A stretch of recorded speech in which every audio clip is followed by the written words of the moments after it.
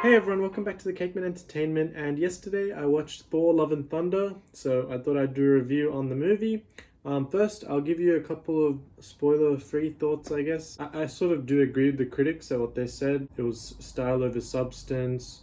It was fun, but silly at the same time. Good, not great. It was a funny movie, as you'd expect from Taika Waititi. Was it as good as Thor Ragnarok? For me personally, no, and I think a lot of people probably agree with me as well. Christian Bale was excellent every time he was on the screen. Natalie Portman and Chris Hemsworth's scenes were pretty good as well. But the story itself was a bit itsy bitsy, a bit all over the place. If you want to, if I mean, I can't say anything else because I don't want to spoil anything. It's definitely part of that disposable group of Marvel movies for me. There's 2 post-credit scenes, so keep a lookout for that. So I'm going to get into spoilers now in 5, 4, 3, 2, 1. So I wrote down a couple of things on my iPad straight after I watched the movie so I wouldn't forget, which I tend to do with all my movie reviews. I quickly write down after like my thoughts. Definitely a lot of laughs again in this movie. A lot of good Taika Waititi comedy. Korg was brilliant again with that comedy, and there was those bloody screaming goats. Every time they screamed, I just laughed. I couldn't help it. It was just so out of the, just like fully silent, and it's like that scream every time. Yeah, that was quite funny. Then we move on to Christian Bale as Gore. I think a lot of people were wondering how good he'd do because he's an exceptional actor, and once again he was very good in all the scenes that he was in. You can tell when he's acting he's a class above like the rest of the whole cast, because he's much better actor than Chris Hemsworth, Natalie Portman. Nothing against them, but he is a different class of actor, and you could tell that every time he's on the screen he has that charisma about him in his acting, and yeah, he definitely utilized that well. And then we go into Natalie Portman and Thor's relationship, which I wrote down again was quite well done. I think Thor definitely can't catch a break in the MCU. He's lost his mother, his father, his brother, his friends, and now not his wife, but his girlfriend. I feel like he deserves a happy ending, or at least like sometime. I thought this might have been it. It was a sad story that she had cancer, although the way she got Mjolnir was a bit, I don't know, the story again there was a bit shoddy. Her as Lady Thor, I enjoyed, or as she wants to be called, Mighty Thor. I thought that was pretty fine as well. She had some cool moves, and I definitely really liked the way that Mjolnir like breaks apart, spatters everyone, and then comes back together. She had some really cool moves with that throughout the film. If we go back to Gore, and this time like his fight scenes with Mighty Thor. I'm gonna keep forgetting that name. Mighty Thor and Thor. Those fight scenes were exceptional. I think some of my favorite in the MCU. Him doing battle with his sword, and a sword against an axe was like really good combat to see. Something we haven't seen in the MCU at all. So I really enjoyed that battle, or the battles that they did across sort of a couple of various battles throughout the movie. One thing I want to touch on also about Gore, I definitely wanted to see him fight more, because we kept hearing he's killed like whatever so and so gods, but we didn't get to actually see it happen. We just saw the end, like they're dead. I feel like they could have added like a fight scene in there where he kills someone just to see how strong he is. We only got to see him verse Thor, that's it, and Mighty Thor. Actually, I noted down here Heimdall's son ? Since when did Heimdall have a son or a wife to begin with?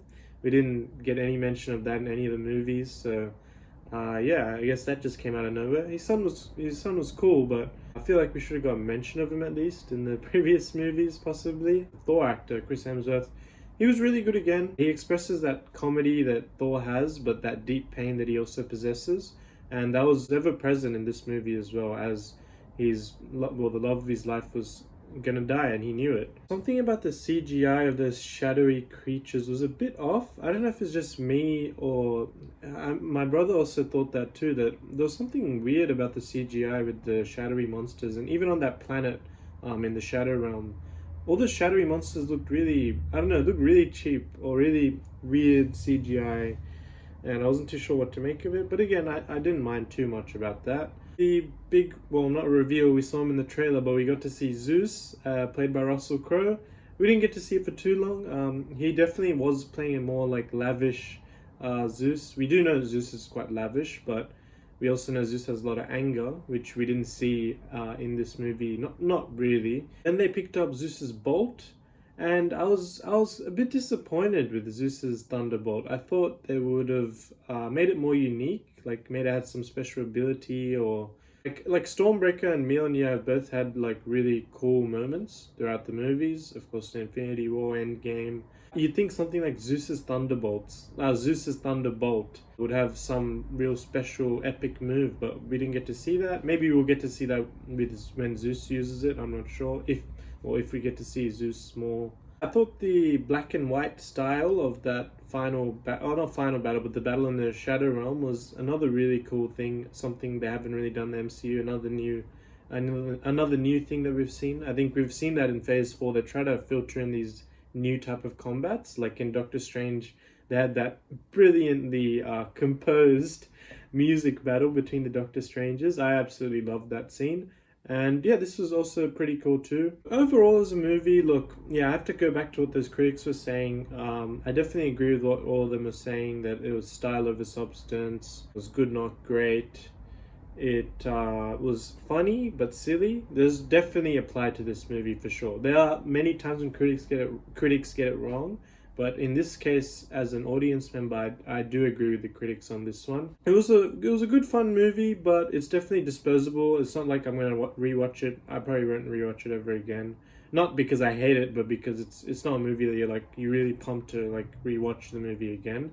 For a rating, I'd probably give it a 7 out of 10. Decent film, had some cool elements to it, but the story was a bit rushed, I believe, and another couple of nitpicky things that I stated before. Yeah, in regards to Ragnarok comparisons, I loved Ragnarok a lot more than this movie. So yeah, this doesn't come close to Ragnarok for me. There definitely was something missing in this Thor movie. Matt Damon was there as Loki, but yeah, if I don't think it was Tom Hiddleston though. I think just the story in general was a bit lacking of something. I guess like it's like some seasoning in the food missing. That sort of felt like at the end of the movie, but it is what it is. So we got our first look at Hercules. It was about a 2 second look. I didn't really get to see too much of him. Although the other guy I was watching it with, not my brother, but another friend, he mentioned he was a bit disappointed about how he didn't look that huge. Hercules is supposed to be like as big as Thor, and he didn't look as big. But again, it was just a 2 second shot, so I didn't take anything to it because you barely got to see him. And he'll obviously train a lot more and get bigger if once he's on the screen for a long scene, because that was only a 2 second scene. I mean, he's not going to train as much as he does for that scene for a whole movie. Then we got the second post-credit scene where we see Natalie Portman has gone to Valhalla, and we get that cheeky cameo of Heimdall, Idris Elba. Always good to see him. And it just cuts there. That's all, yeah. So the second post-credit scene, I don't know if we really need to see it. It was impactful that we saw Natalie Portman die in Thor's hands, and that would be the last time we see her. But then we see her again in the post-credit scene. I'm like, does that lower the impact? I feel like it lowered it a bit. It lowered the impact of her death. Let me know in the comments below what you thought of this movie. Do you think it beats Ragnarok, or do you agree with the critics like I do? And until next time, I'll see you guys later.